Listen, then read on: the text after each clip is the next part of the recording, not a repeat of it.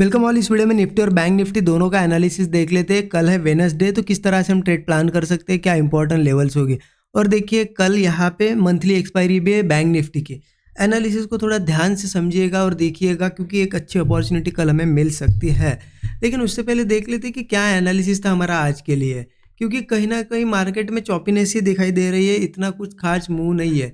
लेकिन हमने कल एनालिसिस में क्लियर डिस्कशन किया था, ये लेवल हमने मार्क की थी। अगर आपको याद होगा कल का वीडियो जिन्होंने देखा पता है, यहाँ पे पहले रेजिस्टेंस लेवल थी, ये फिर सपोर्ट बनी और ये लेवल हमने यहाँ पे कल क्लोजिंग यहाँ थी, ये लेवल मार्क करके रखी थी। और क्या डिस्कशन था कि 24,980 के नीचे ये लेवल जो है ना 24,980 के, इसके नीचे अगर जाता है और सस्टेन करता है, मतलब ये सपोर्ट है, इसके नीचे जाके सस्टेन करता है तो ही वीकनेस आएगी।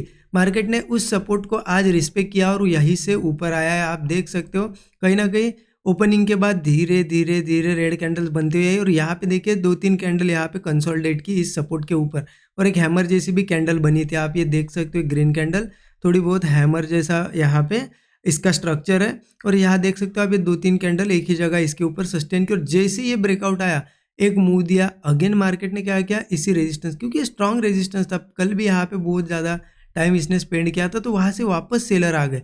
लेकिन देखिए फिर से उस सपोर्ट पे आया, मार्केट सपोर्ट के पास ही आया और अगेन यहाँ से डबल बॉटम बनाते हुए अच्छा खासा एक मूव दिया है, ठीक है। लेकिन कहीं ना कहीं एक चीज़ देखने को मिल रही है, ये कंटिन्यू नहीं कर पाया है, आज वापस सस्टेन करके वापस इसी लेवल के आसपास आया। तो इसका मतलब हमें क्या दिखाई दे रहा है कि 25,000 के ऊपर मार्केट अभी खुद को यहाँ पे सस्टेन नहीं कर पा रहा है। कल का भी हमने दिन देखा, कहीं ना कहीं रेजिस्टेंस फेस किया, आज भी रेजिस्टेंस फेस किया।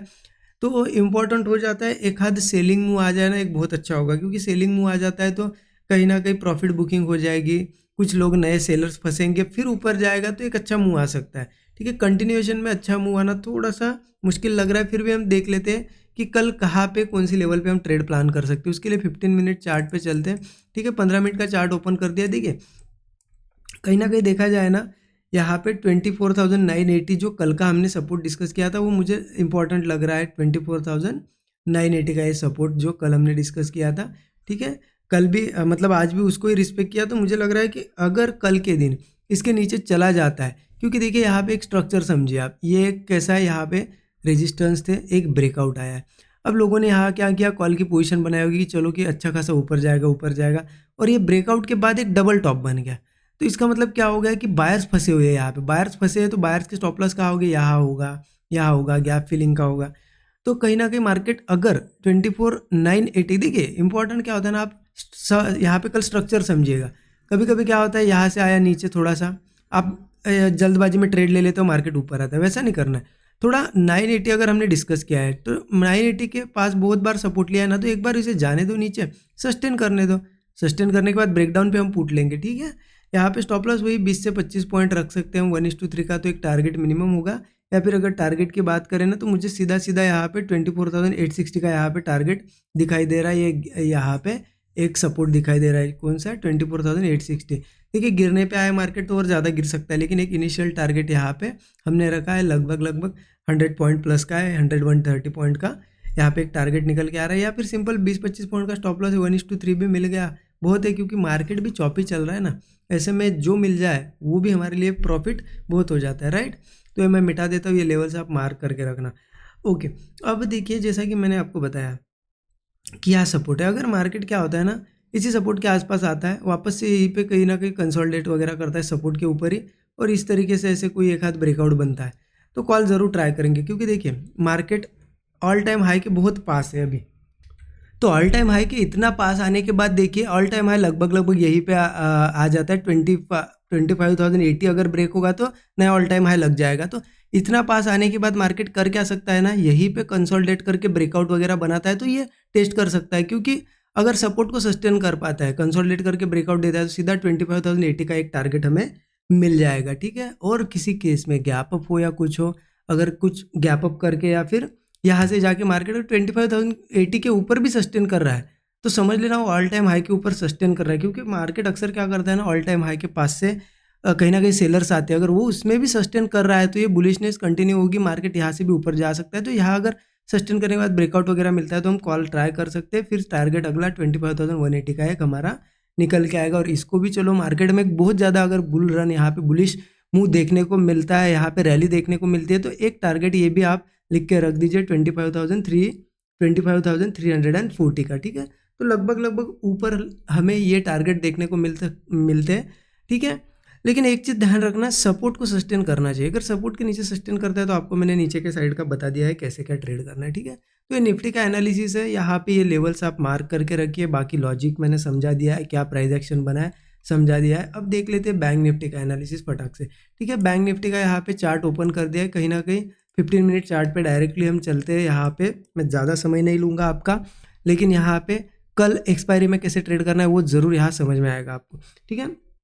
तो बैंक निफ्टी का यहाँ पे चार्ट ओपन कर रखा है। एक चीज़ समझिए, बैंक निफ्टी ने हमने देखा था ये, अगर ये स्ट्रक्चर आपको याद है तो हमने 2-3 दिनों से कंटिन्यू देखा है कि इस तरीके से एक ब्रेकआउट आ गया था। यहाँ पे हमने ऐसे मार्क किया था थोड़ा सा ऊपर से इस तरीके से, और ये ब्रेकआउट के ऊपर रिटेस्ट कर चुका है और ऊपर सस्टेन कर रहा है।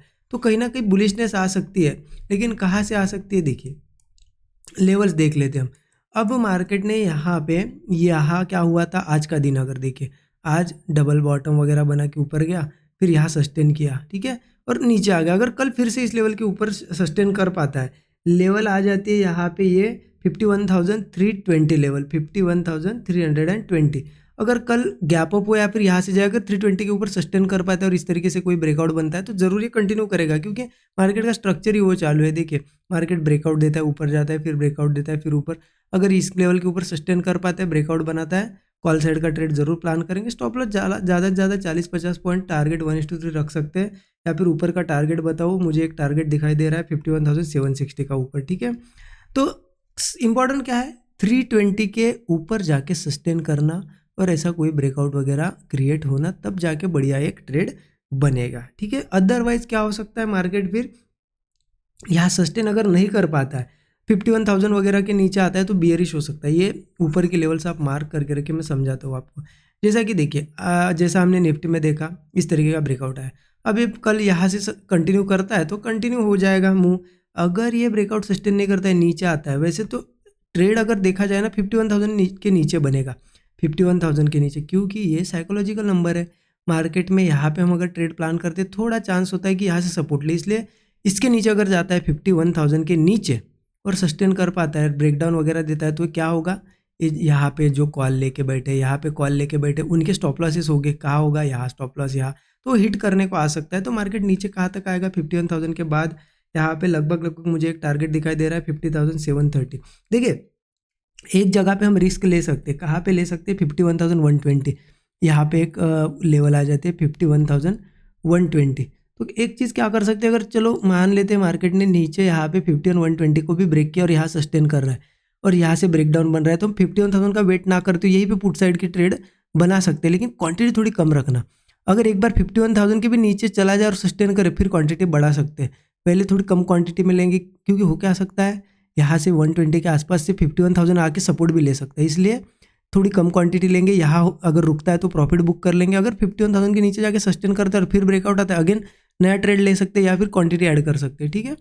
तो ध्यान रखना है 51,120 के नीचे भी ट्रेड प्लान कर सकते हैं, लेकिन कम क्वांटिटी में कॉन्फिडेंस के साथ ट्रेड प्लान होगा। 51,000 के नीचे ये टारगेट होगा, ऊपर का तो मैंने बता ही दिया है आपको, 51,320 के ऊपर ही ट्रेड बनेगा, फिर धीरे धीरे मार्केट 51,760 तक भी आ सकता है। देखिए मार्केट अभी आप देख रहे हो गैप अप हो रहा है, सब कुछ है, ठीक है, लेकिन चॉपी बहुत है। मार्केट एक छोटा सा मूव देता है और फिर साइडवेज होता है, या फिर रिटर्न आ जाता है, रिवर्स आ जाता है, थोड़ा सा मूव देता है फिर रिवर्स आता है। तो चॉपी मार्केट है।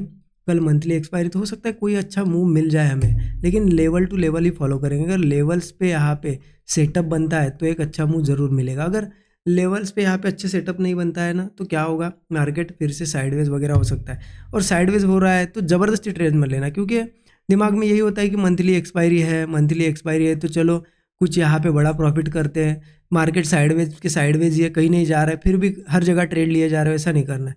अच्छा सेटअप बनेगा, ट्रेड लेंगे, मुंह आया तो ठीक, नहीं आया तो फिर जो भी आएगा एसएल टारगेट हम एग्जिट करके निकल जाएंगे, ठीक है। इस तरीके से ट्रेड प्लान करना। आई होप चीज़ें आपको समझ में आई होगी। और देखिए ज़रूर अच्छा लगा ना वीडियो, ज़रूर लाइक कर दीजिए, अपने दोस्तों के साथ भी शेयर कीजिए। 13 आवर्स का कोर्स भी आप ज़रूर चेकआउट कर सकते हो, वीडियो के डिस्क्रिप्शन में आपको लिंक मिल जाएगी। यहाँ पे उसमें यही चीज़ें सिखाई गई है, कैसे रीड करना है, price action, important dot to dot levels कैसे निकालने हैं, साइकोलॉजी, रिस्क मैनेजमेंट, ठीक है। ओके चलिए फिर, थैंक यू सो मच।